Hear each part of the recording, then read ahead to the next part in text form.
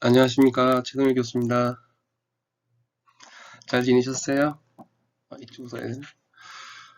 네, 오늘이 9월 23일이다, 그죠? 9월 4차신데, 요즘, 글쎄요, 운동할 수 있는 곳이 없어서, 이거 자꾸 진짜 확진자가 되는 것 같아요. 점점 좀 체중을 조금 줄인다고 노력을 많이 했었는데, 이게 다시 또, 음, 핑계일 수도 있다, 그죠? 운동을 좀 했으면 좋겠는데, 배드민턴도 저기, 그, 동호회 있는 데서도 벌써 한 달 전부터 연락이 와가지고 이제 모든 체육관이 사용 금지가 돼서 할 곳이 참 마땅치 않아요. 그래서 혼자 라켓 가지고 계속 손목 운동이랑 쌤 연습이랑 그 실기 여러분들 만났을 때 어떤 이미지 트레이닝 어떤 것부터 지금 차근차근 밟아갈까에 대한 고민을 참 많이 하고 있는데 빨리 좀 만났으면 좋겠어요. 이제 두 번 남았다 그죠? 오늘 끝나면 이제 한 번 남았네. 30일 날. 9월 30일 날은 공지된 대로 추석 연휴지만 음, 여러분들의 과제가 나갈 것 같아요. 그날은 영상이 아니라 과제를 조금 내주면 좋겠다라는 생각이 들어서 사실 뭐 관련 영화도 찾아보고 뭐 규정도 찾아보고 어떤 게 좋을까 막 고민하다가 사실 딱 떠오른 아이디어가 있어서 그거는 말미에 제가 한번 말씀을 드릴게요.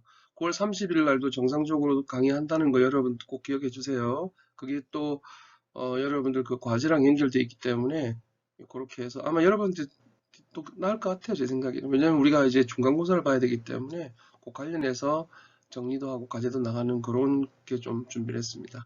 자, 오늘은요. 그 전에 저번 시간에 참 제가 공지사항에 올렸었는데 네트 높이 있죠. 잠시만요. 제가 또 메모를 해놨는데 깜빡했네. 그 학생 한 분이 그 보다가 좀 고마웠어요. 유심히 관찰하셔가지고 좀 설명이 좀 부족한 부분이 있다라는 걸 알려주셔서 제가 부산시 배드민턴 협회랑 그다음에 대한 배드민턴 협회에 전화를 해서 어떻게 이렇게 이런 부분이 돼 있더라고 말씀드리니까는 정확한 표기는 지금 말씀드린 그 네트 높이 있죠. 그 네트 높이가 바닥에서 그 네트까지의 높이가 사실 정확한 표기는 두 가지 표기가 나와야 된다고 얘기를 하더라고요. 근데 이게 대부분 자료들이 한 가지만 표기돼 있어서 그래서 2020년도에 경기 규정이 나와서 거기를 한번 찾아보시면 됩니다. 자료도 보내주시더라고요. 오늘 내용에서 걸러놨는데 그걸 이제 그 학생이 딱 캐치를 했더라고요. 그래서 제 생각에는 이 학생이 혹시 배드민턴을 했던 친구 아닌가라는 조금 생각이 들더라고요. 그래서 그게 쉽게 눈에 딱 안 들어올 텐데 그걸 딱 잡아내셔가지고 그래서 제가 그 얘기한 대로 너무 고마웠어요, 사실은. 그런 부분들은 사실 정보에 오르기 때문에 제 입장에서는 되게 고마운 상황이거든요. 그래서 학식 식사권을 제가 선물로 드린다고 공지에 올려놨었어요. 정말 고맙습니다. 그 내용이요. 네트가 사실 이렇게 치면은 중앙이 살짝 이렇게 쳐져요. 그렇기 때문에 높이가 달라요. 양 끝에는 꽉 묶여있기 때문에 쳐지지 않기 때문에 높이가 1m 55, 양쪽 끝이 1m 55고 1m 55고요. 그 다음에 중앙이 약간 처지기 때문에 1.524예요. 예, 그래서 제가 그 내용 올려놨으니까는 그 부분 여러분들 꼭 메모 좀 해주셨으면 좋겠어요. 그 잘못된 내용이니까 그죠? 그리고 알려준 그 학생에게는 정말 감사드리고 현장에서 만나면 저랑 같이 밥 먹든지 아니면 뭐 친구랑 밥 먹든지 제가 선물은 드릴 테니까 너무 고맙습니다. 그리고 저번 주에 우리 어, 장승현 교수님 설명 참 잘하시죠, 그죠? 하도 구력도 오래 되시고, 그래서 저희도 이제 다 체육학을 전공하지만 각자 주 전공이 사실 있긴 있어요. 그래서 그 장승현 교수님 또 주 전공이 또 배드민턴이시다 보니까는 또 설명도 좀 차분하게 잘하셨고, 다만 이제 그 내용 중에 우리가 이제 중간고사랑 연결되어 있기 때문에 좀 중요한 부분이 좀 있어요. 그래서 그 부분은 좀, 이건 조금 더 디테일하게 들어가서 설명을 드려야 되겠다 했던 부분은 오늘 내가 다시 좀 준비했습니다. 그 얘기를 한 번 더 설명드리고, 그리고 오늘, 포커스는요, 경기 규칙입니다. 배드민턴 경기 규칙을 알아야지 여러분들이 이제 뭐, 시합을 할 때 뭐, 어떻게 파울이고, 어떻게 해야 점수가 득점이 되는 걸 알아야 될 거 아니에요. 그죠? 그리고 또 하나는, 음, 우리가 뭐 그런 말이 많이 들어요. 헤어핀, 하이 클리어, 뭐 클리어, 뭐 그런 얘기를 드라이브 이런 거 많이 들어보셨죠? 도대체 이게 뭔지는 용어를 아셔야 될 것 같아요. 그죠? 그게 어떤 건 종류는 모르더라도 근데 정확한 내용은 모르더라도 그래도 배드민턴의 타구는 한 6가지 정도가 있더라. 요 정도까지는 좀 알고 무엇이 어떤 거라는 이름 정도는 아셔야 될 것 같고 그 제가 제일 중요하게 생각하는 것이 사실 이 스텝이에요.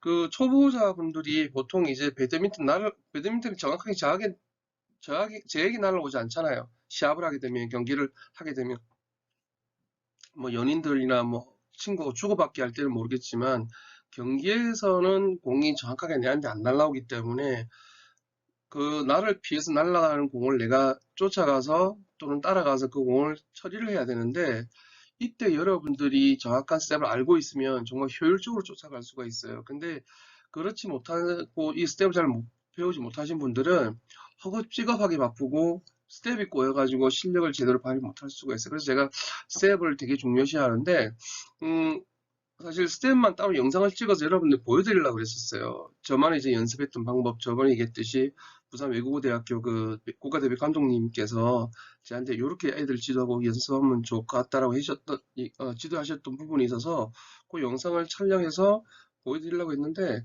오늘 할 내용이 너무 많아요. 그래서 너무 많이 치우쳐질까봐. 그리고 좀 다른 하나는 사실 고민이 되는 게 10월 달에도 지금 비대면으로 돌아가면 어떻게 하지에 대한 고민을 상당히 많이 하고 있어요. 왜 그러냐 그러면 이 영상 자료 만드는 게 보통 쉬운 일이 아니거든요. 제 입장에서는 시간을 많이 들이고 공을 많이 들여야 되는데 그리고 배드민턴 현장에서 좀 여러분들이랑 같이 좀 이렇게 했으면 좋겠다는 생각이 많이 들어서 했는데 갑자기 또 10월 달에 탁 이렇게 바뀌어가지고 비대면 가면 어떨까? 비대면으로 뭐 수업 진행하세요. 이렇게 연락이 오면 저는 진짜 좌절할 것 같아요.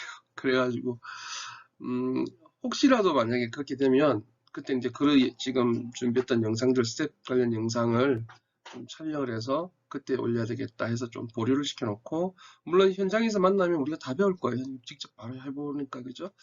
그래서 이 스텝에 대한 부분을 오늘 좀 설명을 했어요. 그리고 스텝은 사실 사진으로만 보면 잘 몰라요.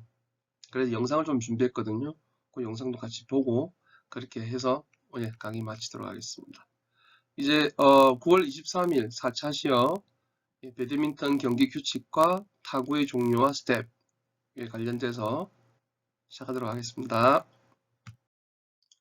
네, 배드민턴 라켓에 대한 설명 앞에 한번 했었다 그죠? 그 길이가 68cm 이내여야 되고 그 다음에 이 헤드의 폭이 23cm 이내여야 된다.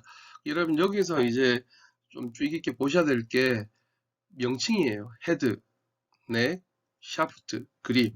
장생 교수님이 한번 설명해 주셨다 그죠? 이 부분을 조금 잘라서 세부적으로 들어가서 설명을 좀 하도록 할게요.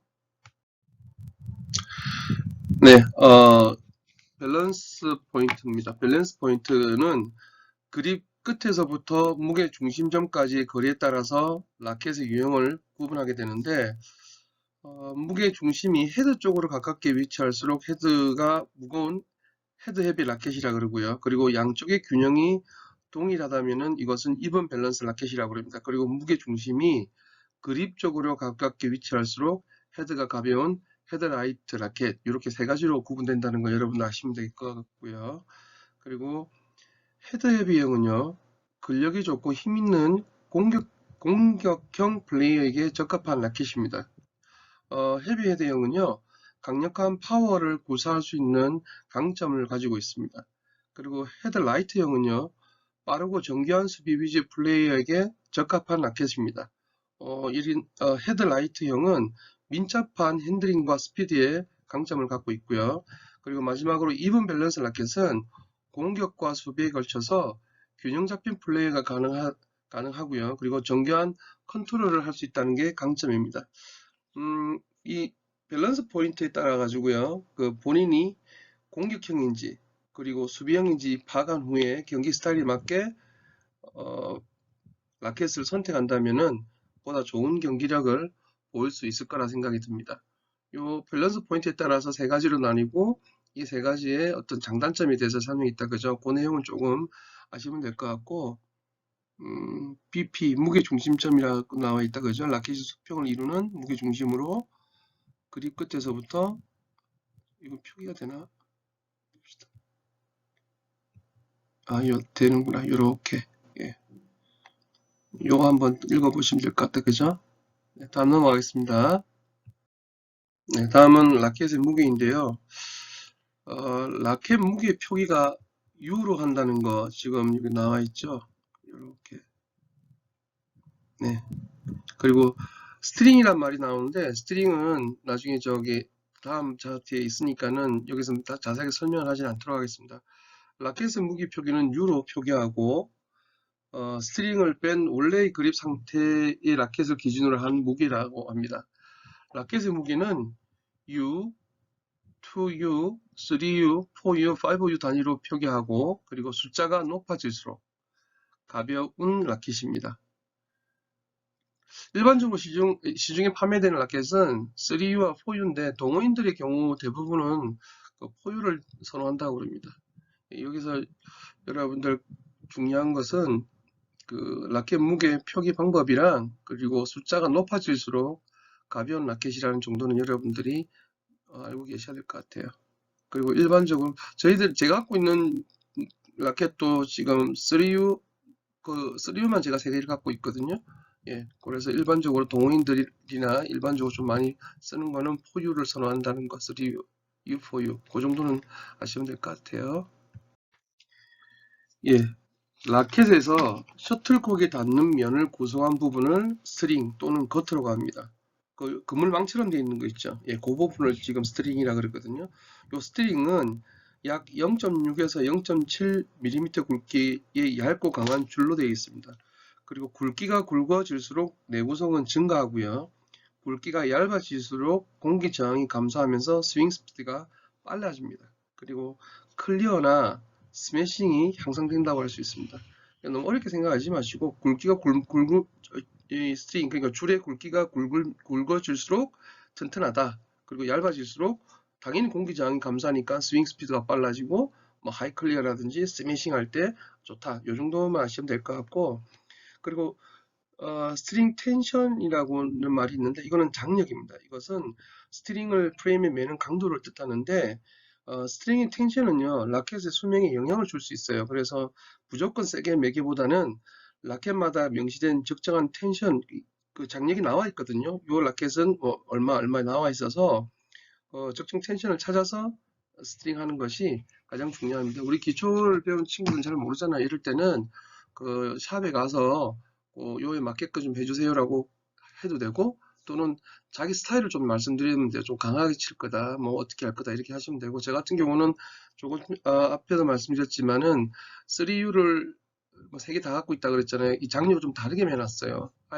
학생들 강의할 때 그리고 제가 경기할 때 뭐 조금 다르게 좀 메어달라 그랬거든요. 그러니까 이제 사장님께서 알아서 좀 조절해 주시더라고요. 그런 방법을 선택하시면 될 것 같아요.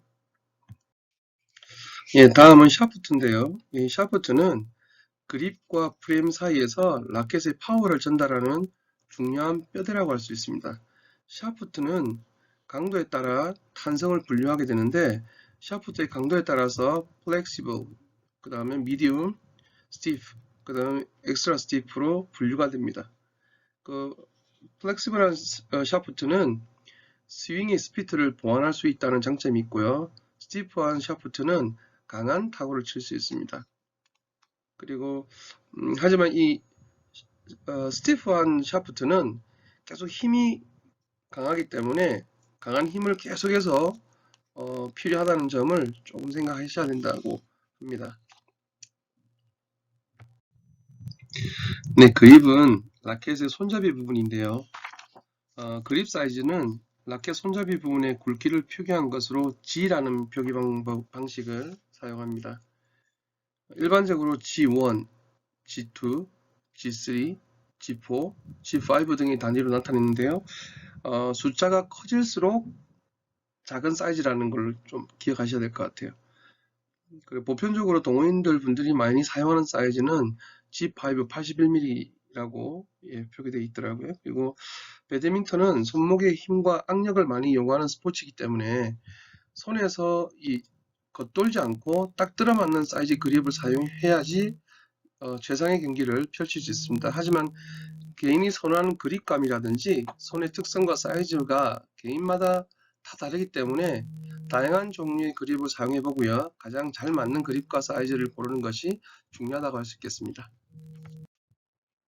좀 생소한 용어가 하나 나오죠. 그로매트라고요.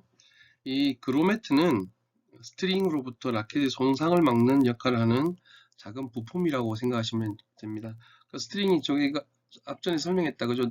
그물망, 예, 앞에 요 동그란 안에 들어가 있는 이 사각 그물망처럼 생긴 걸 요것을 이제 스트링으로 하는데, 이 스트링을 매다 보면은 라켓이 좀 틀어지거나 좀 라켓이 조금 변형되거나 하는 경우가 생겨요. 그래서 그거를 좀 보호하는 것이 이 그로매트다라는 정도는 좀 아시면 될 것 같고, 스트링의 탄성을 최대한 발휘할 수 있도록 도와주는 그러한 역할을 그로매트가 하기도 합니다. 배드민턴 초보 입문자들이요, 그로매트가 프레임에 붙어 있는 것으로 인식하고 라켓이 손상될 때까지 교체하지 않는 경우가 많이 있습니다. 저 역시도 사실은 이 그루매트를 잘 교환하거나 하지는 않았었거든요. 근데 요번에 자료를 준비하면서 아, 이거 부분도 따로 라켓을 좀 비싼 라켓을 쓰다 보니까는 이거 좀 관리를 해야 되겠다라는 생각을 저도 요번에 처음 했었는데, 그 손상된 그루매트를 그대로 두게 되면은 이 스트링이 쉽게 끊어지거나 라켓이 망가지게 된다고 합니다. 그래서 그루매트의 손상 여부를 자주 체크하고 교체해야지 라켓을 오래 사용할 수 있다고 합니다. 예, 뭐 오늘 스텝에 대한 부분 좀 중요하다 말씀을 드렸는데, 배드민턴을 강의하다 보니까는 두 가지 학생들한테 이제 그립 잡는 법이랑 그 스텝에 대한 부분만 어느 정도 학생들이 알아도 배드민턴을 좀 친다라는 어떤 그런 친구들 사이에서 그런 얘기를 듣는다고 제가 들었거든요. 그래서 그립 잡는 방법은 장생 교수님이 앞에 영상에서 잘 설명하셨는데, 한 번 더 여러분들한테 한 번 더 설명을 한 번 더 드려야 되겠다 해서 준비했는데요. 그 이스턴 그립, 웨스턴 그립, 그리고 포인트 그립, 백핸드 그립, 그런 용어들이 많이 나온다 그죠. 근데 제 생각에는 물론 이제 전공자들은 용어에 대한 어원이라든지 그 어떤 형태라든지 왜 이렇게 되는지에 대한 것까지 다 알아야 되겠지만, 우리 교양 과목에서는 저는 그냥 여러분들 포인트 그립이 뭐고 백핸드 그립이 뭔지 그 두 가지만 정도는 알면 뭐 될 거라는 생각이 들어요. 그래서 포인트 그립은 그림에서 보는 것처럼 계란을 잡는 것처럼 부드럽게 잡아가지고요. 그리고 중지, 약지, 새끼손가락으로 이렇게 그립을 감싸주면 되는데, 총 쏘는 듯한 모양 있죠. 예, 그런 식으로 하셔야 돼요. 그리고 중요한 거는 검지와 중지가 이게 좀 사실 이렇게 손가락 동작을 오래 하다 보면 힘들어요. 왜냐하면 우리가 자주 이렇게 해보는 손가락 동작이 아니기 때문에, 그러니까 좀 불편한 감이 있어요. 그러다 보니까는 자꾸 주먹을 쥐게 된단 말이에요. 예, 그렇게 하지 말아야 된다는 거. 그거 항상 기억해 주시면 됩니다. 결국 검지와 중지가 너무 밀착되지 않게 그렇게 해야 된다. 지금 포핸드 그립에 대한 설명을 드렸고요. 다음 백핸드 그립에 대해서 설명하도록 할게요. 이 그립은요, 라켓이 셔틀콕에 맞는 느낌을 직접 손으로 전달해주는 중요한 배드민턴의 기술이라고 보시면 돼요. 그래서 셔틀콕이 날아오는 방향에 따라서 적절하게 대응하기 위해서는 손 안에서 빨리 그립을 바꿔야 하는데, 그게 포핸드에서 백핸드 바꿨다가 백핸드에서 포핸드 바꿨다, 그 상황에 따라서 자기 손에서 잡는 법이 바뀌어야 된다는 얘기입니다. 이 그립법에 대한 특별한 규정은 없다고 그래요. 하지만 일반적으로 선수들이 많이 사용하는 방법으로 포핸드 그립과 백핸드 그립으로 이렇게 나눈다고 합니다. 지금 백핸드 그립은요, 포핸드 그립보다 그립을 약간 좌측으로 잡아주고, 그리고 엄지손가락은 그립 측면의 넓은 부분이 갖다 대면 되게 돼 있어요. 그러면 손목이 제가 오른손잡이거든요. 왼쪽으로 라켓을 옮겼을 때 예, 손목의 가동 범위가 커지죠. 예, 그렇게 생각하시면 되고, 포핸드와 마찬가지로 셔틀콕을 타거는 순간에만 힘을 주는 거예요. 그러니까 라켓을 쥐고 있다 너무 꽉 쥐고 있는 분들이 많이 계세요. 편안하게 서 있다가 힘을 빼고 공을 치는 순간에만 힘을 주는 게 포인트다. 그렇게 생각하시면 되고, 백핸드 그립과 포핸드 그립 이 부분은 여러분들 라켓을 구입하시면 집에서 계속 좀 만져보셨으면 좋겠어요. 이렇게 해서 또 흔들어도 보고, 예, 그렇게 해보셔야 여러분 좀 익숙함을 좀 빨리 느끼지 않겠나라는 생각이 듭니다. 예, 그 자료를 찾다 보니까요. 배드민턴 경기 규칙에 대해서 정말 설명이 많이 돼 있는, 잘 돼 있는 것들이 많이 있고, 전문가들이 좀 다양한 설명이 되어 있는데, 이번에 대한 배드민턴 협회에 전화해서 이 네트에 대한 부분을 설명하다가 이제 그분께서 좀 요번에 나온 경기 규칙이 있는데 요 정도로 요약해 놓은 게 있다고 하셔서 저한테 보내주셨거든요. 저 협회 사이트가 있더라고요. 그거 다운받아 가시라고 하셔가지고 다운받아 놨는데 여기에서 시험이 좀 많이 나올 것 같다는 생각이 들어요. 몇 가지 정도. 그래서 여러분들 용어랑 그리고 그 내용에 대해서 조금 인식을 하고 계셔야 될 것 같다는 생각이 들어요. 잠깐 몇 개 한번 볼까요? 경기장은 단식 복식은 다 아실 거고, 그죠? 토스. 아이고, 이거 왜 이러지? 잠깐만요. 선택을 잘못했구나.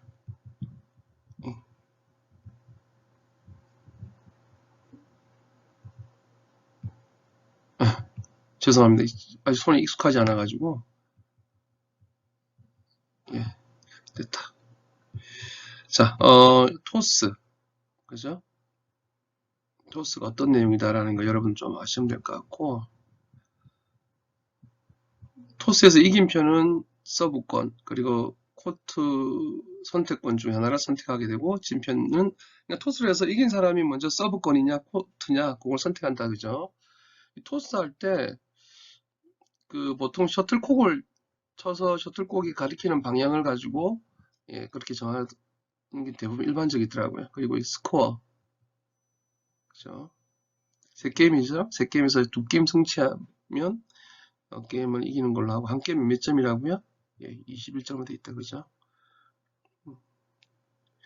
옛날에는 이게 서브권을 갖고 있는 사람만 점수가 줬었는데 요즘은 이제 이 룰이 계속 바뀌고 있어요. 그래서 이 바뀐 룰이 서브권 대신 그냥 승리한 사람이 포인트를 갖는 걸로, 예, 그걸 조금 형태를, 요즘 대부분의 이제 배구도 그렇고 탁구도 그렇고 서브권 따고 가는 게 시간이 너무 오래 걸리다 보니까는 이렇게 이제 규정을 많이 바뀌고 있는 것 같더라고요. 전 대부분 이 네트 경기 스포츠가요.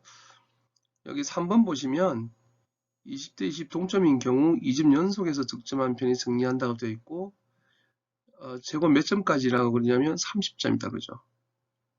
30점이 먼저 도달하면 이긴다고 되어 있죠. 네. 이 서브에 대한 반칙은 제가 제일 뒤에 따로 6가지 정도 정리를 해놨으니까는 그건 다시 설명하면 되고요. 예. 요 내용을 조금 보시면 될 것 같다. 경기 규칙 요약은요, 쭉 읽어보고 지금 제가 빨간색으로 해놓은 것들을 조금 하시면 되고, 여기 하나가 나오네. 코트 바닥으로부터 1.15m. 그러니까 서브 하시는 분이 라켓으로 셔틀을 치는 순간 있지 않습니까? 이 셔틀 전체가 코트 바닥으로부터 1.15m보다 아래에 있어야 된다는, 이게 무슨 얘기냐면 배꼽 정도에서 공이 그 서브를 넣어야지 가슴이나 목까지 끌어올려서 치면 반칙이란 얘기예요. 예. 보통 그런 분들 많이 있잖아요, 그죠? 코트가 상대방 코트가 안 보이니까는 목까지 끌고 올라와가지고 서브 넣는 사람도 있지 않습니까, 보통? 예, 그건 반칙이란 얘기예요.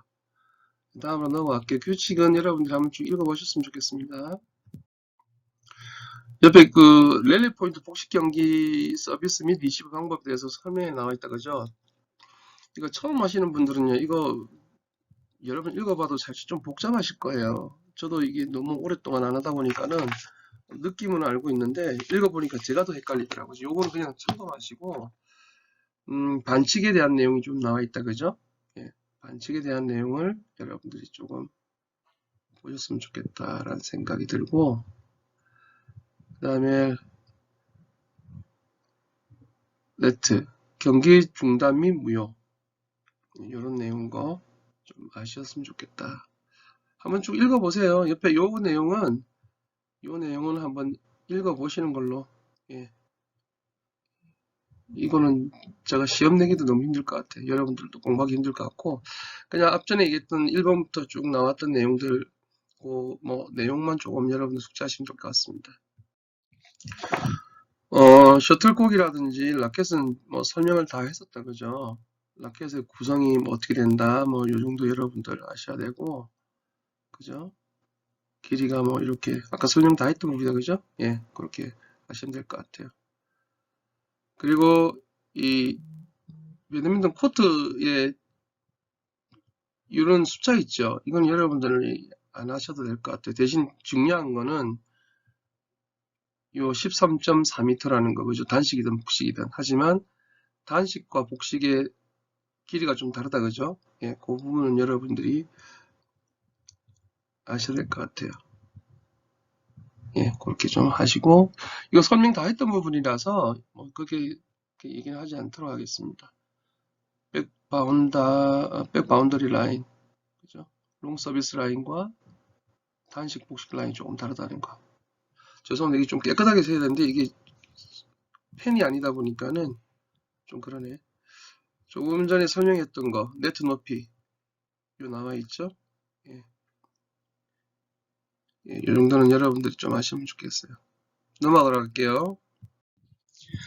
네, 다음으로는 이해하기 쉬운 배드민턴 반칙에 관련된 내용인데, 전체적인 반칙 내용을 다 알 수는 없어요. 그래서 기본적으로 알아야 될 내용들을 좀 준비했고, 지금 이 부분은요, 서브에 대한 부분입니다. 서브 폴트에 대한 반칙인데, 서브 폴트의 반칙이 하나, 둘, 셋, 넷, 다섯, 여섯 개 정도 이렇게 나와 있거든요. 요 내용은 서브할 때 여러분들 하면 안 되는 동작들이에요. 하나는 오버핸드.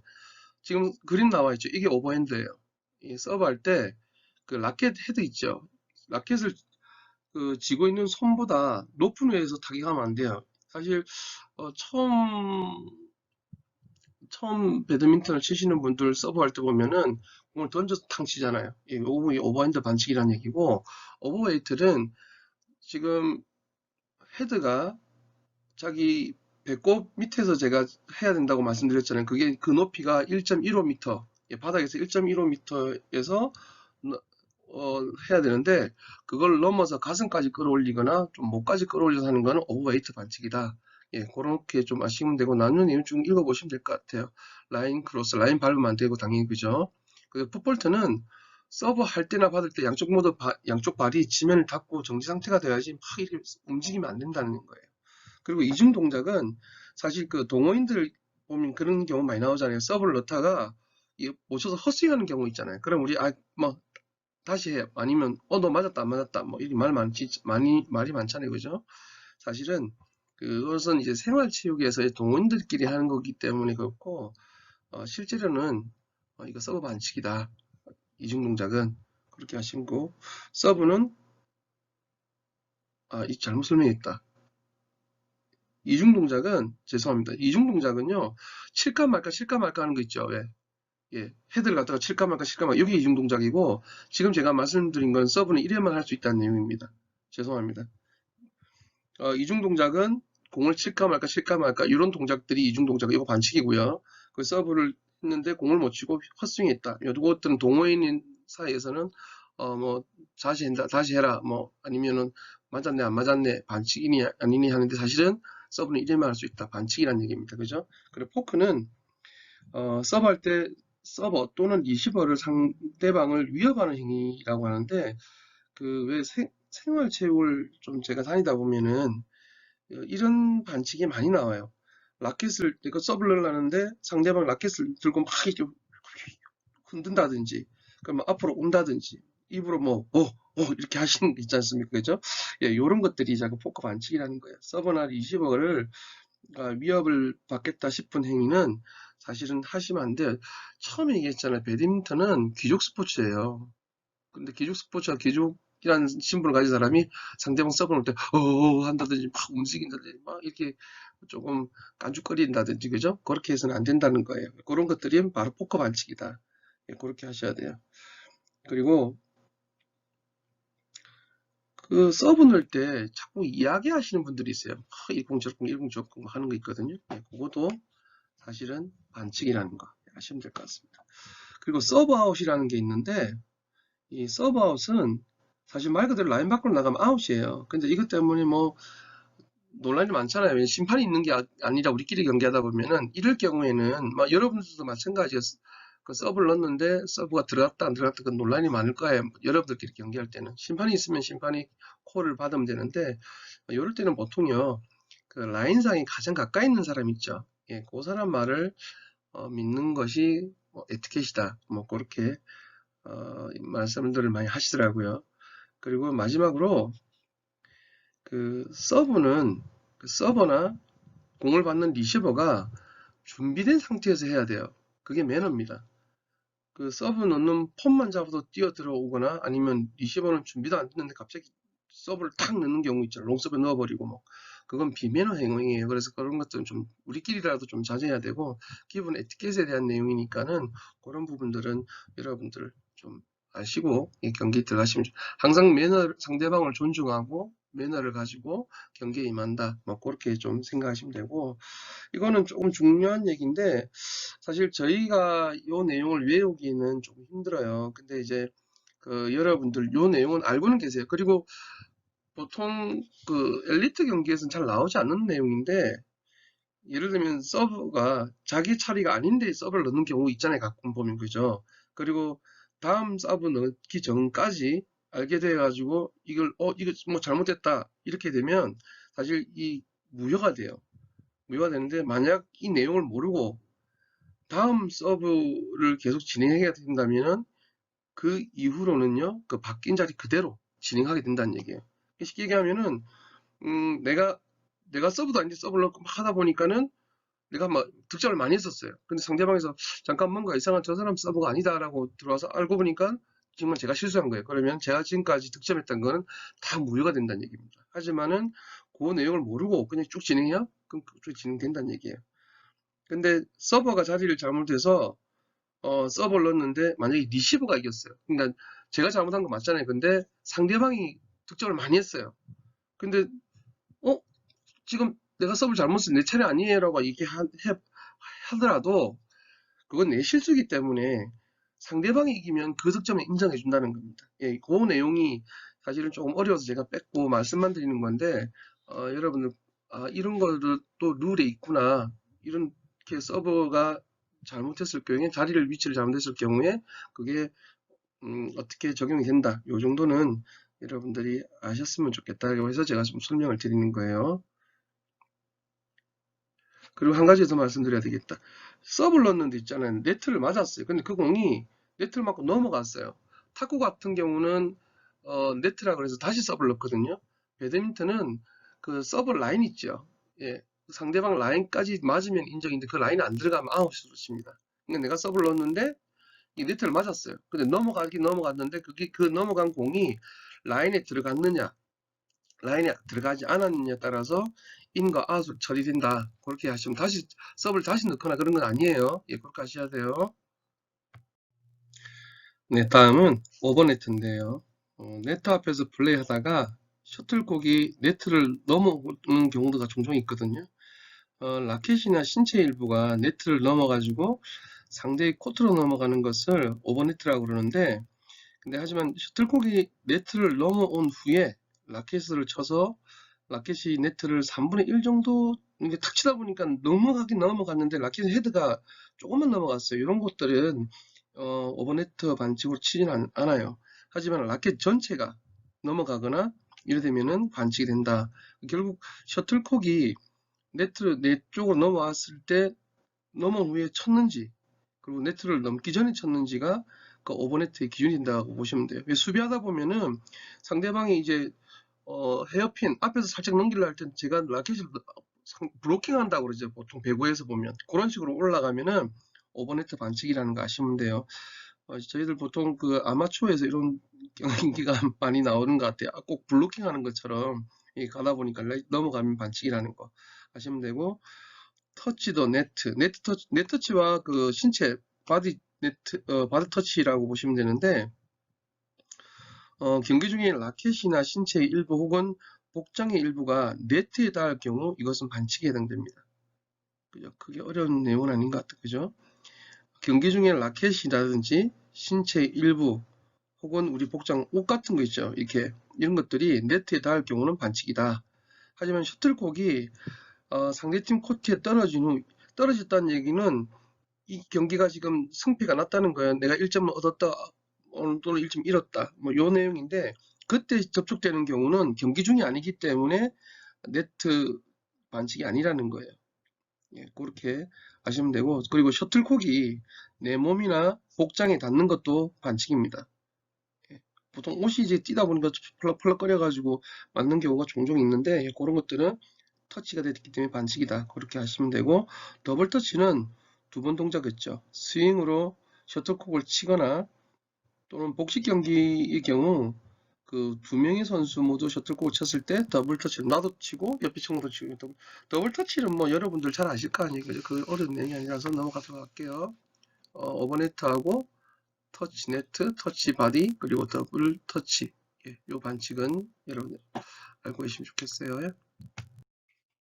예, 다음 반칙은 드리블, 홀딩, 인터페어입니다. 드리블은 아마추어에서 많이 나오는데 한 사람이 슛돌콕을 두 번 이상 치는 거. 보통 경기하다 보면은 내가 톡 쳤는데 공이 네트를 넘어가지 않았단 말이에요. 그러면 한 번 더 치는 경우가 있잖아요. 그건 드리블 반칙이고요. 홀딩은 그 공을 보통 헤어핀 할 때 네트를 살짝 넘기기 위해서 갖다 댔는데 이게 맞고 넘어가야 되는데 제 그 라켓 위에 공이 딱 멈추는 경우 있죠. 예, 살짝 그 멈췄다는 느낌 있죠. 예, 그런 느낌이 바로 홀딩입니다. 공은 쳐야 돼요. 배드민턴은. 그리고 인터페어는 상대의 플레이를 방해하는 행위인데요. 예를 들어 가지고 상대가 네트 바로 근처에서 셔틀콕을 아래로 치는 경우 그리고 네트 가까운 곳에서 라켓을 위로 들어 올리는 동작을 인터페어라고 합니다. 근데 이제 상대방이 공을 쳤는데 셔틀콕이 제 얼굴로 날라와요. 그런데 그 얼굴을 막는 것을 방지하기 위해서 라켓을 탁 들어 올렸을 때는 이것은 반칙으로 보지 않는다는 거예요. 이게 고의성이 있냐 없냐의 차이인 것 같아요. 예, 넘어가도록 하겠습니다. 네, 그 반칙은 한 6, 7가지 정도 제가 쭉 설명을 드렸고, 예, 많은 반칙들이 있지만, 그 정도는 좀 아시면 되고, 특히 이제 서브 반칙 앞에 좀 7가지 정도 다시 설명드렸다, 그죠? 예, 그런 내용들은 여러분들이 좀 숙지하셨으면 좋겠고, 다음은 이제 배드민턴 기술입니다. 제가 시작할 때 도입 부분에도 말씀드렸듯이, 그래도 배드민턴 기술이 어떤 종류, 어떤 내용들이 있는지는 조금 아셨으면 좋겠다 해서 준비했거든요. 어, 사실 용어가요, 이게 많아요. 많은데, 저희들은 6가지 정도는만 알면 될 것 같다 싶어서, 옆에, 지금 이쁜 그림으로 된 거 있죠. 색깔별로 나와 있는 거. 요거는 요 6가지 정도만 우리가 알면 될 것 같아요. 왜냐, 그러면 1번 클리어 있지 않습니까? 그 오른쪽 뷰에 보면은 같은 클리어인데 하이 클리어가 있고 뭐 드리븐 클리어가 있잖아요. 이런 것처럼 이름이 너무 많아요. 근데 이걸 다 배우기 좀 힘들고 그래도 6가지 정도는 좀 아셨으면 좋겠어요. 클리어가 뭐다. 그 다음에 드라이브, 드롭, 스매시, 푸시, 헤어핀. 예, 요 내용에 대해서 설명하도록 하겠습니다. 예, 첫 번째는 푸시샷입니다. 배드민턴 복식에서 많이 구사하는 스트로크 방법인데요. 네트 상단으로 넘어오는 셔틀콕을 빠르고 강하게 상대방 코트에 떨어뜨리는 스트로크 방법입니다. 상대방의 헤어핀이 높게 뜬다든지 상대방의 드롭이 네트 위로 높게 진행할 때 순간적으로 포착해서 앞으로 전진하면서 딱 처리하는 그런 기술이고요. 스윙을 작게 해서 손목을 짧게 사용해서 스윙을 하는데 네트를 건드리는 경우가 좀 종종 있어요. 이 푸시샷은 앞에서 처리할 때요. 요때는 네트에 닿지 않도록 네터치죠, 그죠? 반칙이죠. 주의해야 될 것 같습니다. 그리고 두 번째는 드라이버인데 드라이브는 셔틀콕이 네트 상단을 거의 스칠 정도로 그 네트와 거의 직선으로 간다고 생각하시면 돼요. 직선으로 강하게 때리면은 그 코트 방향과 평형으로 비행하다가 툭 떨어지는 게 바로 드라이브 샷입니다. 상대편 코트에 들어가서 이 네트의 높이보다 낮게 진행되는 방법이 가장 효과적인 드라이브 방법이라고 합니다. 드라이브는 스매시나 푸시와 같이 상대를 기습하기 위한 공격적 tak법이기 때문에 어깨 위에서 스피드 있게 상대방의 몸을 향해 타고 한다든지 그것이 여의치 않을 때는 상대방 코트 빈 곳에 깊숙이 타고 하는 그런 공격형 기술입니다. 드라이브였습니다. 다음은 스매시입니다. 높이 떠오는 셔틀콕을요, 스피드와 강한 힘으로 화살과 같이 상대방 코트에 강하게 넣는 타구인데, 그, 배구에서 보면 스파이크 있죠? 예, 떠서 탕 때리지 않습니까? 그런 거와 좀 비슷하다고 생각하시면 돼요. 그, 이 스매시를 배드민턴의 꽃이라고 그렇게 많이 얘기를 합니다. 그림이 조금 앞뒤가 바뀌었네. 3번, 4번. 여러분들 지금 제가 설명하는 거는 오른쪽 그 3번입니다. 스매시샷. 예. 지금 제가 그 사진 위치를 지금 잘못 배치한 것 같아요. 죄송합니다. 스매시는요, 그 배드민턴 기술 중에 제일 매력 있는 타구 방법이고요. 항상 급각도로 낙하시켜서 상대의 자세를 무너뜨리는 결정구가 되는 것이 바로 스매시입니다. 그리고 드롭샷은 백바운드 가까이에서 진행된 셔틀을요, 네트 상단에 겨우 살짝 넘어가는 거 있죠. 예, 그림에 보시면 보이시죠? 예, 상대방 네트 너머로 떨어지게 하는 스트로크 방법인데, 스매시샷이라든지 클리어와 스윙 방법은 같은데 타고 할 때 순간 힘을 빼버리는 거죠. 그냥 쑥 가다가 공이 툭 떨어져요. 그래서 요거 사실 쉬운 기술은 아니거든요. 요거는 여러 번 이제 배드민턴 치시는 분들이 어느 정도의 강도를 때리면 공이 어디까지 간다는 알 때 이런 기술을 많이 씁니다. 제가 이제 힘이 좀 딸리다 보니까는 보통 이렇게 그 스매싱 하는 척 하면서 드롭샷을 좀 넣기를 많이 하거든요. 예, 그런 게 이제 드롭샷이다. 드롭샷은 그 라켓을 가볍게 쥐고요. 손목과 어깨에 힘을 빼고 부드럽게 스윙해야 좋은 결과를 가질 수 있습니다. 다음 넘어갈게요. 예, 헤어핀 샷인데요. 그 네트 바로 밑으로 그 낙하하는 셔틀을 갖다가 다시 네트 상단을 살짝 넘겨서 상대방이 코트 넘기는 기술. 예, 요걸 바로 헤어핀이라 그러는데, 이 헤어핀 샷은요, 이 모양이 둥근 헤어핀의 모양을 닮았다고 해서 사실 이름이 헤어핀 샷으로 불려졌다고 해요.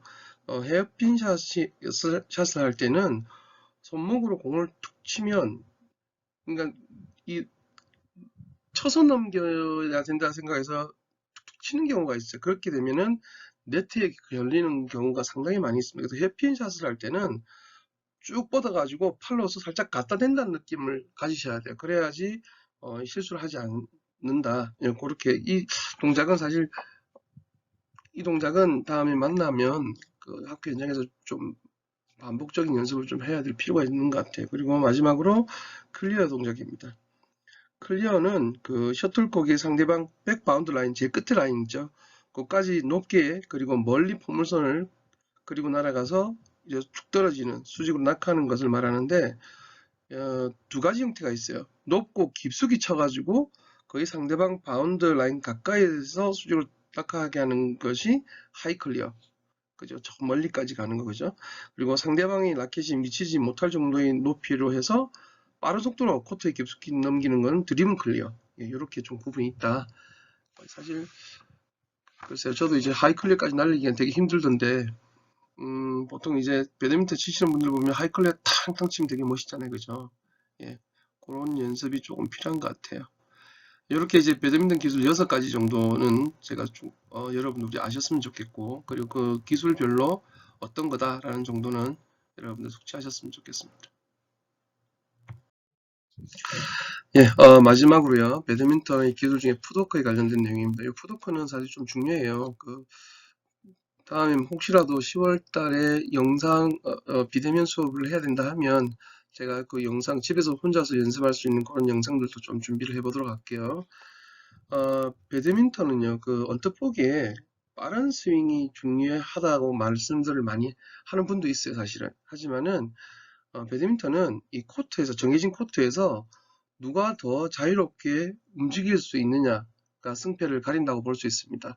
이 좁은 공간에서 날아오는 공에 대해서 내가 얼마만큼 빠르게 반응하고 또, 빠르게 타격할 수 있는지, 그 움직임에 대한 부분이 결국 승패를 좌우한다라고 볼 수 있습니다. 이 푸드워크라는 것은 양발의 움직임을 뜻하는데요. 그 셔틀콕이 날아가는 방향으로 몸의 이동이 민첩해야지 짧은 거리를 이용해서 셔틀콕을 칠 때 큰 효과를 얻을 수 있습니다. 그리고 경기 내내 셔틀콕을 따라서 코트 중앙에서 앞뒤, 좌우 움직이기 때문에 정확한 푸드워크가 나오지 않는다면 여러 기술도 잘할 수 없게 된다는 것입니다. 배드민턴은 코트의 중앙을 홈 포지션이라고 하는데, 이 홈 포지션이 사실 좀 중요해요. 왜냐 그러면 내가 날아오는 공을 하고 난 뒤에 빨리 제자리로 홈 포지션 돌아와야지 어디로 날아오는 공에 대해서 어디든지 날아오는 공에 대해서 내가 반응할 수 있는데, 예를 들어서 오른쪽에 오는 공을 내가 처리하고 난 뒤에 홈 포지션 못 돌아왔어요. 그럼 상대방이 내가 못 돌아오는 거 보고 저 멀리 쳐낸다는 거예요. 그래서 홈 포지션, 항상 홈 포지션, 내가 어떻게 하든 처리하고 난 뒤에는 홈 포지션 들어온다. 그렇게 좀 아셨으면 좋겠어요. 셔틀콕이 전후 좌우 어느 방향으로 날아오더라도 모두 받아칠 수 있는 것이 바로 이 홈 포지션이고요. 지금부터는 그 풋워크에 관련된 그 동작을 한 6가지 정도, 예, 여러 가지 방법이 있는데 제일 많이 사용되는 기본 동작 6가지에 대해서 좀 알아보도록 할게요. 첫 번째가, 사진을 보시면은 한번 따라해 보셔도 좋을 것 같아요. 보시고 그림 보고 천천히 보고, 제일 뒤에 보면 영상이 있으니까 처음은 보시고 제가 설명을 드릴 테니까는 그 사진 따라서 한번 해보시는 것도 좋을 것 같아요. 그러니까 지금 라켓을 뭐 들고 있는데 라켓 없으면은 손바닥으로 하셔도 돼요. 예, 그렇게 해서 좀 연습해 보시는 것도, 몸이 익혀야 되기 때문에 좀 해보시는 게 좋을 것 같아요.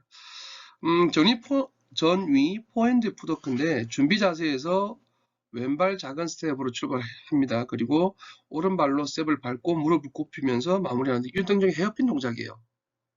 그 네트 앞에 날아오는 공을 이렇게 툭 넘기는 동작 있죠? 예, 이 자세를 보시면 되고, 뒤로 돌아올 때는 무릎을 펴서 뒤로 오른발을 밀어주고 한 번 스텝 밟고 왼발로 두 번째 스텝 밟으면서 다시 홈 포지션.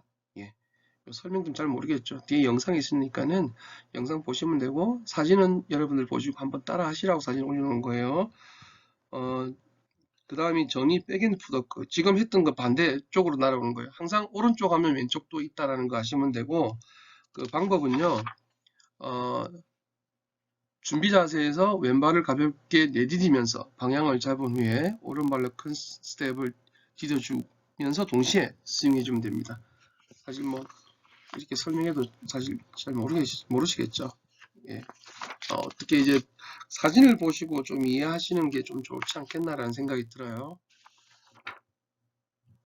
예, 그 다음에 포핸드 사이드 풋워크인데, 제가 지금 헤어핀 동작 때 앞에 제가 1, 2번 설명했잖아요. 그죠? 지금 3, 4번은 여러분 오른쪽 왼쪽으로 날아오는 공 있죠. 뒤가 아니라. 예, 그 사이드 쪽으로 얘기를 하는 건데, 백핸드 사이드 풋워크는 사진이 좀 없어져가지고 제가 지금 3번만 올려놨는데, 백핸드 사이드 풋워크는 반대로 생각하시면 돼요. 지금 보시는 포핸드 사이드 풋워크는 그 준비 자세에서 왼발로 출발해 가지고요, 오른발 옆으로 이동, 오른발 옆으로 왼발을 움직이고 오른발을 셔틀콕이 오는 방향으로 한 번 더 이동시키는 방법인데, 설명보다는 그림을 보고 이해하시는 게 더 빠를 것 같다는 생각이 들어요. 그림은 정말 잘 설명이 되어 있어서, 예, 그렇게 보시면 될 것 같아요.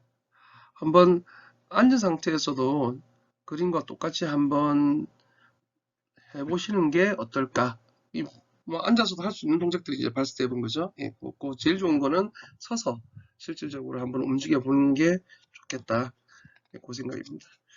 백핸드 사이드 풋워크는 요 반대 방향으로 가는 거기 때문에, 기본 준비 자세에서 왼발을 먼저 크게 옆으로 내디디면서 몸의 중심을 틀어야 돼요, 왼쪽으로. 이때 오른발을 자연스럽게 들리게 돼 있어요, 내가 몸을 틀면. 그러면서 왼발 착지와 동시에 셔틀콕 방향으로 점프하면서 스윙합니다. 이게 백핸드 사이드 풋워크거든요. 나중에 영상을 보시면 이해력이 더 높아질 것 같아요. 일단 그림을 보시고 한번 몸을 익혀 보시는 게 추천입니다. 5번, 6번이 이제 하이 클리어 동작, 클리어 동작을 이제 할 때 좀 나오는데, 지금 그 마지막 끝에 라인 있죠. 예, 그쪽으로 날아오는 공을 처리하는 방법인데, 사실 처음 하시는 분들에게 가장 어려워하는 자세가 지금 이 후위 포핸드 풋워크인데, 공이요, 바운더리 라인까지 쭉 날아오는 공들이 있죠. 그 공을 처리하는 방법인데, 5번 요 사진을 제가 좀 설명해 드릴게요. 후위 포핸드 풋워크인데, 머리 위로 날아오는 셔틀콕을 칠 때 필요한 스텝입니다. 그리고 기본 자세에서 오른발을 뒤로 빼요. 그 다음에 왼발로 중간 스텝 밟고 오른발로 큰 스텝을 하고, 그 다음에 이후에 그 하이 클리어나 스매시 드롭샷 등 공격을 하고 난 뒤에 그다음 이거 참 설명이 어렵다. 제가 이거 말로도 설명하는 것도 좀 어렵고 이거는 나중에 봅시다. 영상을 보시는 게 제가 지금 말로 설명하는 것도 나을 것 같아요. 그리고 사진을 보시면은 몸이 틀어서 하나, 둘, 셋 점프하고 돌아오는데 이때 이제 외국어대학교 그 감독님이 사실 이 동작이 학생들이 제일 힘들어 한다고 하더라고요. 그래서 정사각형을 만들어 가지고 쉽게 연습하는 방법을 저한테 가르쳐 주셨어요. 요거는 제가 다음에 현장에서 여러분을 만나면 여러분들 가르쳐 드리도록 할게요. 영상을 보시면 이해할 수 있는 부분들이 많기 때문에 영상으로서 대체하는 걸로 하고 그림을 보시고 한번 따라해 보시는 걸로, 예, 한번 몸을 틀리더라도 한번 이렇다라는 거 한번 움직임을 해 보시는 게 좋을 것 같아요. 네, 이제 마지막 후위 라운드 푸도크인데 사실 그 백엔드로 해서 클리어 치시는 분들 있죠. 사실 제가 제일 못한 동작이 이거거든요. 그래서 이 부분에 대해서 그 감독님에게 설명을 드리니까 사실 선수들도 그렇게 잘 안 친대요. 백으로. 왜냐면 백으로 칠 때는 그 그러니까 그 라인까지 날아오는 상대방이 쳐서 하이 클리어로 오는 공을 백으로 치게 되면은 상대방에게 공격의 빌미를 제공한다더라고요. 그래서 그렇게 처리하지 않고 어, 포핸드 자세 있죠. 몸을 돌리지 않는 자세에서 공을 처리하는 방법이 가장 효율적이다. 그렇게 해서 여기도 보면 지금 돌진 않았잖아요. 백 동작이 아니라 지금 포핸드 동작과 똑같이 나왔죠. 하지만 공은 지금 왼쪽으로 오고 있거든요. 요것도 일단 나중에 영상 보면서 설명하고 현장에 만나면 그때 제가 좀 더 상세히 설명하도록 하겠습니다. 이 배드민턴의 푸도크 내용은 말로서 설명하기가 좀 힘들어서 영상을 좀 보면서 여러분들 하셨으면 좋겠고 왜 이걸 넣었냐 그러면 사진을 준비했냐 그러면은 여러분이 정확하진 않더라도 틀려도 상관없어요. 그림을 보고 그냥 한 번, 두 번 따라 해봤으면 좋겠다는 생각이 들어가지고 넣어놨거든요. 그래서 집에서 한번 서서 한번 그림을 보고 몸의 동작을 한번 맞춰 보셨으면 좋겠어요. 그래서 사진을 보시고 어느 정도 내가 맞는지 안 맞는지는 또 영상을 보시면 좋겠어요. 결국 이 푸도크가 배드민턴 여러분들을 배움에 있어서 가장 중요한 부분이 될 수 있다라는 생각이 들어요. 예, 이상으로 배드민턴의 기술 푸도크에 대한 내용은 이렇게 6가지로 마치도록 하겠습니다. 영상을 2가지를 준비했어요. 하나는 이제 2011년도에 하태권 선수라고 유명했던 또 국가대표 선수가 있는데, 보니까 국민체육진흥공단에서 교육용으로 제작했던 것 같아요. 그래서 제가 이걸 선택했어요. 물론 이 관련된 영상이 유튜브에 많이 올라와 있는데, 몰라 제가 좀 게을러서 못 찾을 수도 있겠는데, 제가 볼 때는 이 2011년 12월에 제작한 하태권 선수하고 그 교육부에서 제작했는지는 잘 모르겠지만은 교육용으로 제작된 내용은 맞는 것 같아요. 저도 학교에서 봤던 영상인 것 같아서 아마 여러분들도 보셨던 분도 계실 거예요. 여기에 푸도크에 관련된 내용을 저희가 지금 설명했던 내용 있잖아요. 그 내용을 그대로 이렇게 영상에 담아놔서 여기를 준비했고 이어서 보는 영상 2개를 같이 바로 올려드릴 테니까요. 이어서 바로 보셨으면 좋겠어요. 두 번째는 최근 영상인데 장기린 선수라고 해서 지금 좀 핫하게 좀 떠오르는 그런 유튜브인 것 같아요. 배드민턴 기본 자세 있죠. 예, 기본 자세를 잡는 거를 설명을 너무 잘 해놓으셨어요. 그리고 확실히 좀 젊으신 분이니까는 정말 부드럽게 이렇게 공을 처리하는 방법이라든지 제가 이 영상을 고른 거는 가장 기본이 되는 자세를 너무 잘 가르쳐 주신 것 같아요. 그래, 그 영상을 보시면 될 것 같습니다. 이어서 영상 2개를 보도록 할게요.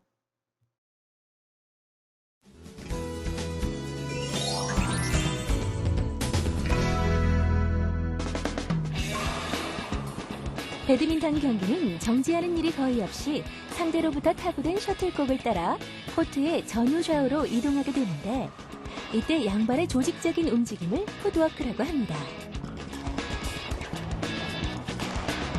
따라서 아무리 강하고 정확한 스트로크를 구사할 수 있다고 하더라도 올바른 푸드워크가 뒷받침이 되지 않으면 보다 효율적인 스트로크를 구사할 수 없게 되겠죠?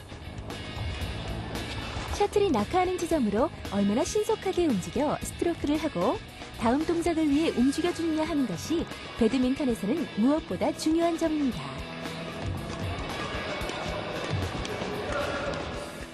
포핸드 전이는 기본적으로 오른발 하나, 기본 자세는 11자 자세거든요. 11자. 어깨 넓이보다 좀 넓게 벌린 상태에서 11자 자세에서 오른쪽 다리를 좀 앞으로 내미세요. 한 반보 정도 내민 다음에 자세가 서서 가는 게 아니고 무릎을 낮춘 상태에서 빨리 전후 좌우로 빠르게 움직이기 위해서는요. 자세가 무릎을 낮춘 상태가 되거든요.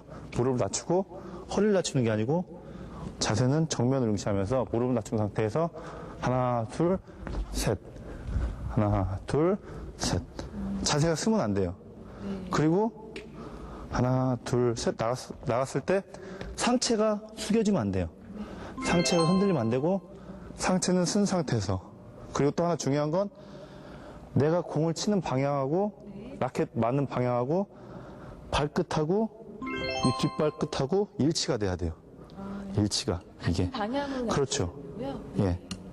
맨 마지막 발은 뒤꿈치부터 닿게 하세요. 발 닿을 때는 뒤꿈치부터 다시고 또 크게 가세요. 마지막 발은 크게 힘을 주신 다음에 발이 닿음과 동시에 스윙이 동시에 이루어져야 돼요.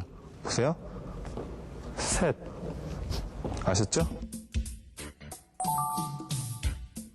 모든 풋워크에서 공격과 수비의 중심이 되는 홈 포지션으로 돌아오는 훈련을 반복하면서 위치별 풋워크 방법을 살펴볼 텐데요.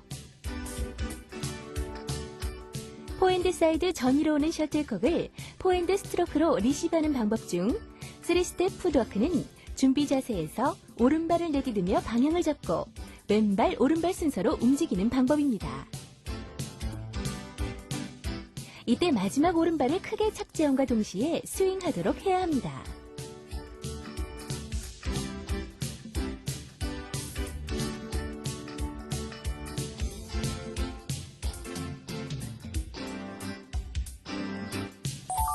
포핸드 사이드 전위로 오는 풋워크 중 초보자들에게 적합한 포핸드 전위 투스텝 풋워크는 준비 자세에서 왼발을 내디디며 방향을 잡고 오른발을 크게 내딛고 착지와 동시에 스윙하는 방법입니다.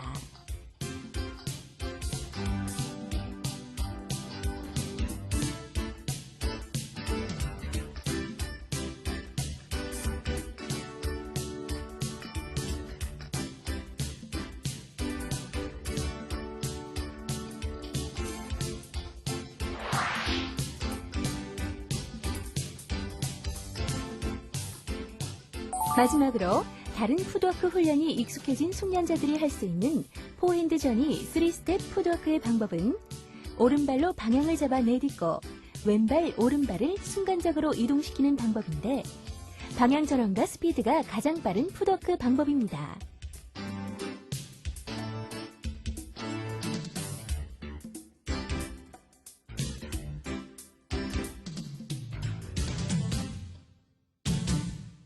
똑같은 이제 백핸드 같은 건 주의할 상황 같은 경우는 마찬가지로 이것도 백핸드다 보니까 당연히 엄지를 받치셔야 되겠죠.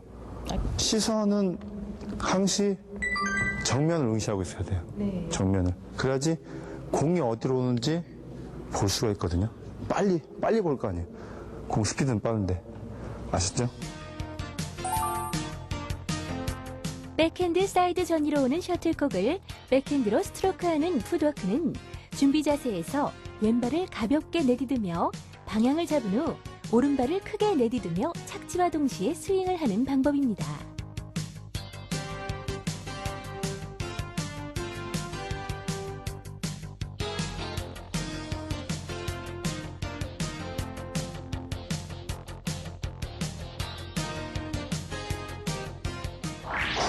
오른쪽 후위에 대해서 지금 알려드리겠습니다.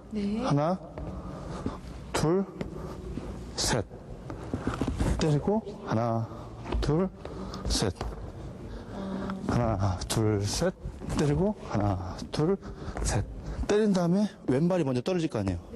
왼발 떨어지면 이 발로 탁 차고 들어오세요. 셋. 그렇죠. 왼발로 차고 들어오는 거예요. 하나, 둘, 셋 때리고 차고 들어오는 거예요. 왼발로. 내가 스매싱이나 클리어를 쳤으면 뒤로 지금 나간 상태이겠죠. 그러면 다시 가운데로 들어가야 되겠죠. 가운데로 빨리 들어가야지 상대가 앞이나 사이드에 쳤을 때 빨리 나갈 수 있잖아요. 그러니까 빨리 들어오려면 하나, 둘, 셋 들어오는 이 후톡이 돼야 되는 거죠.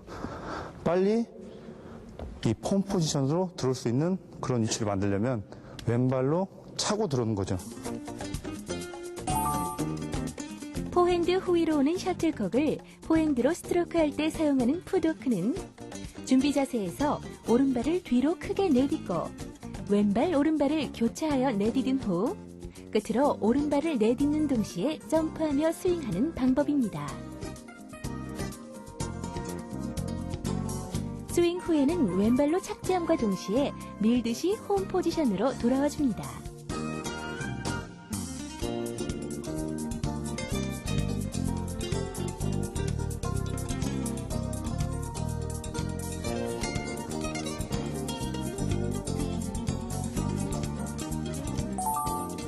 포핸드 후위 왼쪽의 경우 상대가 친 셔틀콕이 백핸드 후위로 오더라도 클리어와 같이 공중에 떠있는 시간이 긴 스트로크로 공격을 했을 경우에 백핸드가 아닌 포핸드로 응수할 수 있는 풋워크의 방법입니다.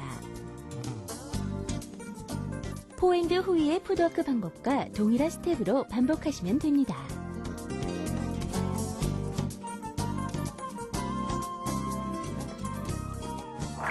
사이드로 오는 볼은 거의 상대가 스매싱을 때린 볼이 많거든요. 그러니까 자세를 낮춰주세요. 무릎을 낮춰준 상태에서 마지막 발 동작에서는 발 뒤꿈치가 닿고 크게 집은 상태에서 전위를 보고 계셔야죠. 무릎으로 지탱을 해주시는 거예요. 내 몸의 무게를. 지탱을 해줬으면 다시 홈 포지션으로 빨리 들어가려면 오른쪽 무릎으로 힘을 줘서 튕겨나와야죠. 아셨어요? 좌우 사이드 또는 아래로 오는 셔틀콕을 스트로크할 때의 풋워크 중 오른쪽 사이드의 경우는 준비 자세에서 오른발로 방향을 잡고 왼발 오른발을 거의 동시에 움직여주는 방법입니다.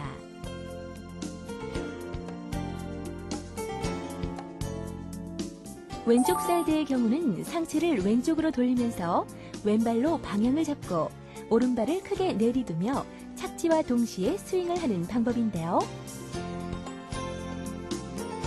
사이드 풋워크의 경우 셔틀콕을 칠 때 발끝은 항상 셔틀콕을 향해야 함을 명심해야 합니다.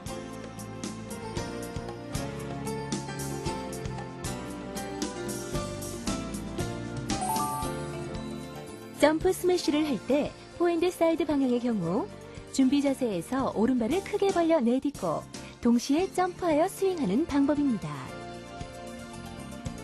스윙 후에는 두 발을 동시에 착지하도록 해줍니다.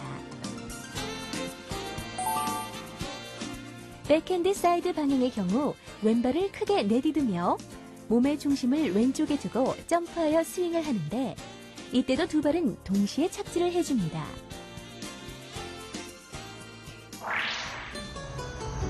납조끼를 입고 했죠. 그러니까 아무래도 이제 납조끼하고 이제 스쿼시 라켓 같은 거요. 안녕하세요. 장기린의 배드민턴 장기린 호만입니다. 네, 오늘은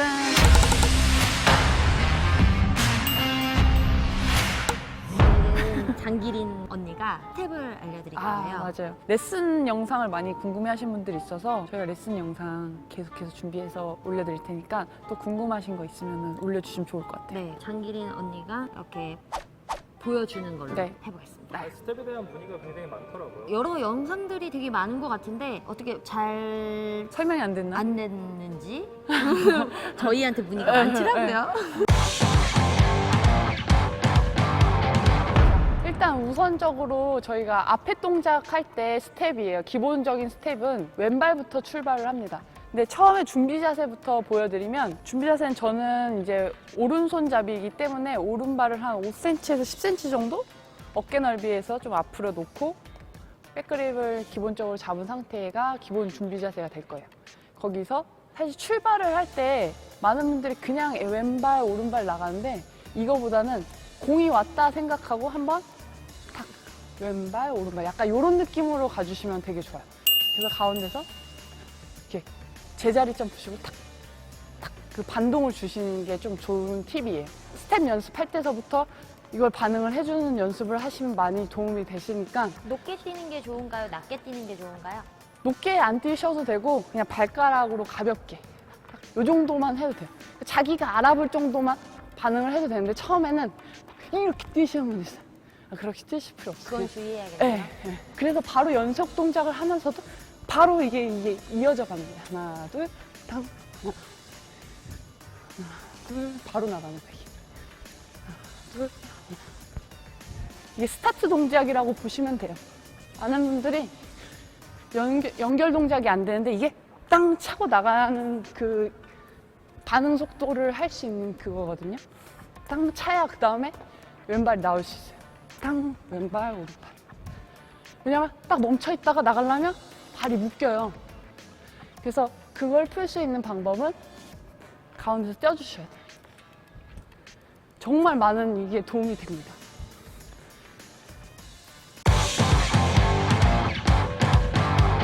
오른발을 딛을 때 이 왼발이 이게 안 끌려오게 잡아주는 그 런지 자세를 해주셔야 되는데 그 이유는 치고 난 다음에 그 왼발이 다시 디딤발로 되면서 이 발이 다시 차고 나갈 수 있게끔 뒤져주는 게 왼발의 몫이에요.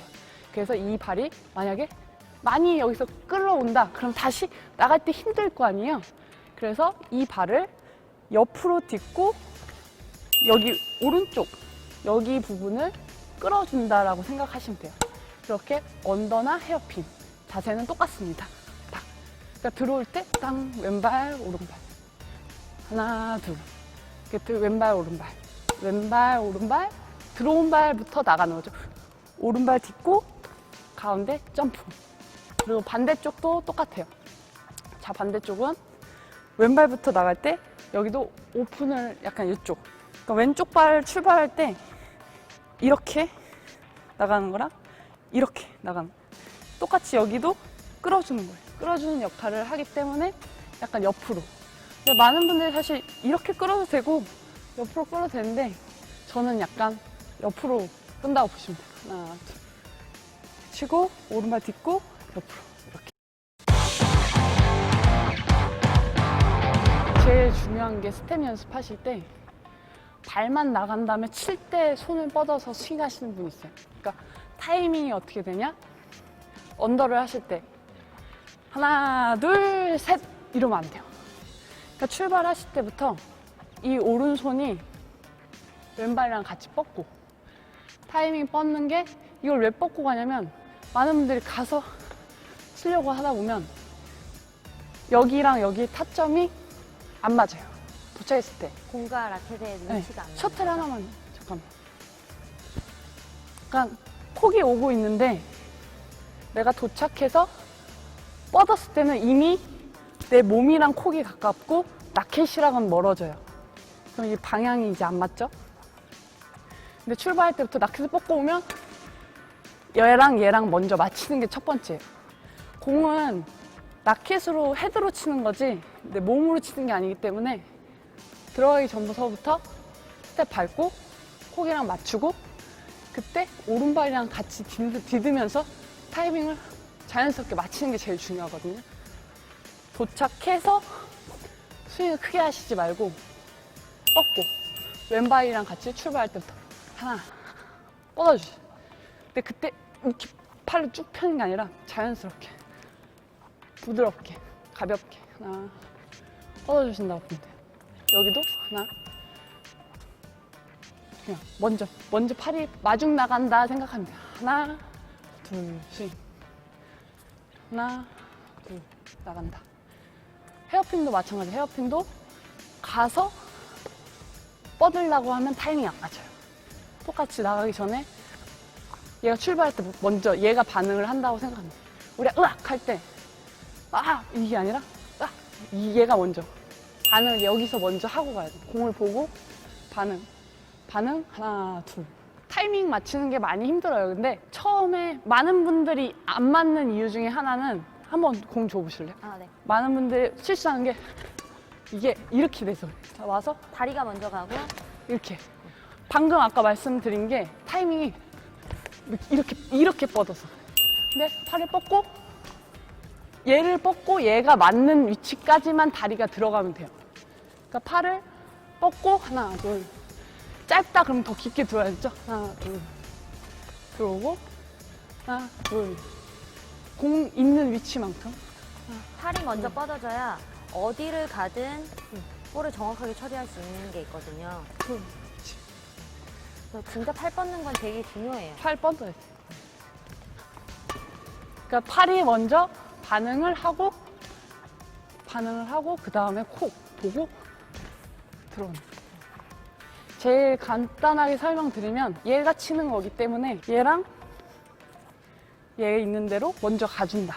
잘하고 있나요? 네, 잘하고 있어요. 너무 잘 설명을 잘해주고 있어서 네, 제가 할 말이 없네요. 그래서. 맞죠? 네, 다행입니다. 맞습니다. 오케이. 많은 분들이 앞에서 언더 하실 때 이렇게 들어가시는 분들이 있어요. 헤드를 세우면 이게 올라갈까요? 아니요. 헤드는 내려야 돼요. 많은 분들이 이거를 이렇게 치시려고 옆으로. 한번 공 한번 이렇게. 얘가 헤드가 섰어요. 이렇게. 그게 아니라 내려서. 왜냐면 나는 공을 아래서 위로 올릴 거예요.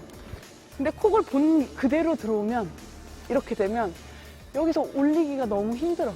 그러니까 제가 많은 동호인 분들을 지도를 해보고 알려드린 결과 이런 문제점들이 다수가 가지고 있어요. 그래서 제가 이걸 알려드리는 부분인데 한번 다시 구멍이 커지고 아래로 들어와서 위로, 아래서 위로, 정말 열정적으로 가르쳐주고 아래서? 있어요. 위로. 헤어핀도 똑같아요. 아래. 내가 콕이 오는 걸 갖다 대준다. 그 아래로 그냥 갖다 대준 거예요. 아무 느낌 없이 됐다. 이런 됐다? 느낌. 자, 갖다 됐다. 이런 느낌. 봤죠? 그러니까 내가 얘를 친다가 아니야, 친다가. 얘를 친다 이러면 안 돼.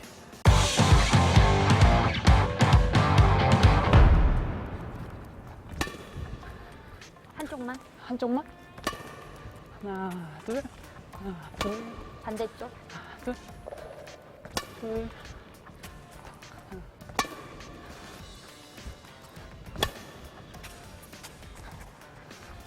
연결로.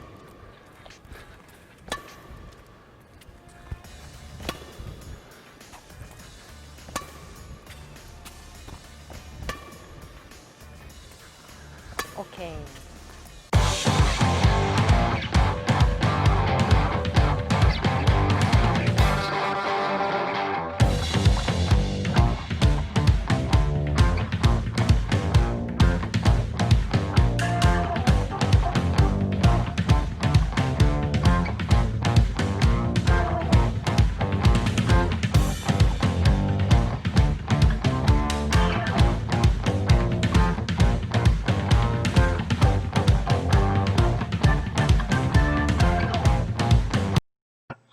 네, 영상 잘 보셨어요?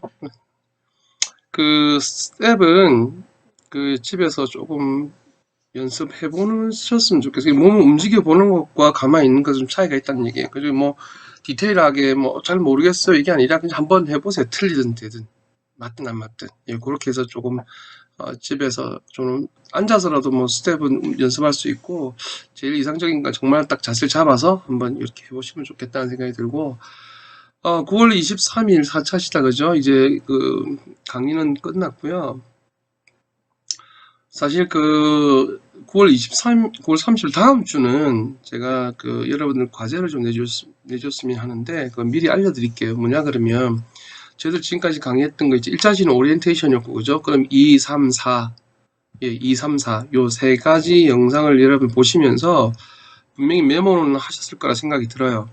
그거 정리하는 겁니다. 그러니까 이제 뭐 사실 여러분들이 제가 설명했던 것들 인터넷 가가지고 그대로 찾아서 뭐 드래그 해가지고 카피해서 그대로 옮겨서 오면 다 감점이에요. 그렇게 하시면 안 되고 들으시면서 자기 스타일로 저장을 노트를 정리하셨으면 좋겠어요. 왜냐하면 이게 중간고사예요. 그렇기 때문에 어쨌든 여러분들이 정리를 하셔야 돼요. 우리 과제 10점 있다 그죠? 그 과제 10점은 제가 좀 디테일하게 좀 점수를 매길 생각이에요. 그래서 듣고 정말로 풀로 쭉 안 써도 돼요. 예를 들어서 다 이렇게 자기 스타일로 이렇게 정리한 게 제가 봤으면 좋겠어요. 그래서 그게 결국은 여러분 중간고사 치려 그러면은 어쨌든 노트 정리해야 되고 또 자기 스타일만큼 정리를 해서 해야 되잖아요. 그죠? 그래서 그거를 사실 좀 뭐 규칙이나 규정이나 이걸 보고 또 다르게 다르게 과제를 제출을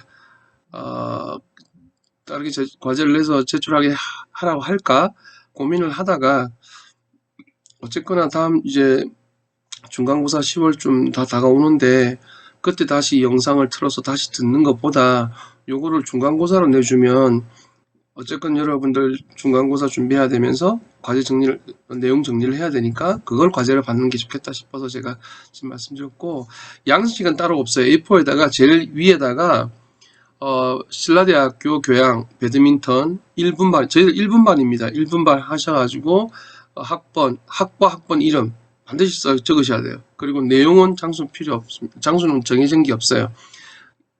제가 이제 만들었기 때문에 2차시, 3차시, 4차시 내용은 제가 다 할 거 아니에요. 그죠? 그 내용을 충실하게 다 듣고 정리를 잘 했는지, 그걸 좀 보겠다는 얘기입니다. 잘 모르겠는 것들은 공지사항이나 질문 게시판에 올려주시면 또 저희가 또 보고 얘기를 나누도록 할게요. 그래서 대신 제일 중요한 거, 제발 인터넷에 들어가서 그걸 확 끌고 오지는 마세요. 제가 작년에 1학기 때 교양 과목 100명을 수업했거든요. 100명에 매주 나가는 과제를 매일 다 체크를 다 했어요. 진짜 꼼꼼하게. 근데 대부분 사람이 많으니까 안 볼 거라고 생각해서 드래그를 싹 해가지고 그대로 옮겼는데, 띄워쓰기도 지금 뭐 그렇고 내용도 정리는 그냥 그대로 붙여서 보낸 거예요. 그래서 그런 부분들을 보면 제가 좀 상처를 받고 하니까 내용 정확하게 자기 중간고사 공부한다 생각하시고 이렇게 정리를 해서, 물론 이제 처음부터 정리하셨던 분들이 계셨으면 그분들은 뭐 크게 많지 않을 거 아니에요. 그죠? 그렇게 해서 제출하는 걸로 하고, 제가 지금 왜 말씀을 드리냐 그러면 분명 30일 날 또 얘기하면 그날 연휴라서 여러분들도 뭐 후다닥후다닥 할 거니까 지금부터라도 2차시, 3차시, 4차시 이 세 가지를 PPT에 영상이 나와 있는 것도 있고 제가 말로 설명한 것들이 있어요. 그런 것들을 좀 참고하셔가지고 내용을 좀 정리해서 제출하셨으면 좋겠습니다. 예. 그리고 뭐 PPT에 있는 내용을 그대로 옮기지는 마세요. 예를 들면 배드민턴 사이즈, 배드민턴 코트 왜 규격 나와 있는 거 있죠. 그런 것들은 안 하셔도 돼요. 그냥 중요한 것들 들으시고 뭐 오늘 같은 경우 서브에는 파울이 몇 개가 있는데 요 파울은 이런 성격이 있다. 요렇게 자기가 아는 대로 정리하셔서 제출하시면 되고, 제발 좀 정성이 좀 들어가서 성의껏 좀 해서 그렇게 제출하셨으면 좋겠어요. 예. 일단 과제 제출은요, 일단 제가 30일 날 다시 한 번 더 영상을 올릴게요. 그때는 휴대폰으로 해서 안내 영상만 올릴 겁니다. 그래서 그때 이제 30일 날 작업한다 생각하시지 마시고 지금부터 작업을 하셔가지고 30일 날 제가 뭐 과제 제출해 주세요 그러면 30일부터 또 며칠간 시간 드릴 테니까는 그때 보내주시고, 추석이라서 여러분들 추석 때 뭐 과제하면 힘들 거 아니에요. 그리고 또 다 노는데 그때 또 언제 또 따로 자료를 만들어요. 그러니까 지금부터 오늘 영상이 나가는 9월 23일 오늘부터 2, 3, 4차시 내용을 들으시고 A4에다가 정리해 주셨으면 좋겠어요. 워드 치셔가지고 그걸 정리해서 절대 끌고 오시지 마세요. 끌고 오시지 마시고 성의를 좀 정성이 좀 들어가게 그렇게 좀 작성해 주시면 좋겠습니다. 9월 23일 4차시 강의는 오늘 이것으로 마치도록 하겠습니다. 코로나 사태가 지금 동아대학교에 지금 뭐 뉴스 들으셨죠?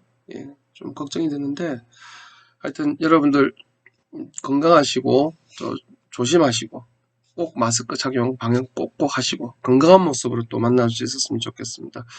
다음 주는 짧게 인사드리고 10월 7일 날이다 이거죠. 수요일 날 10월 7일 날은 제발 현장에서 만났으면 좋겠다는 생각이 들어요.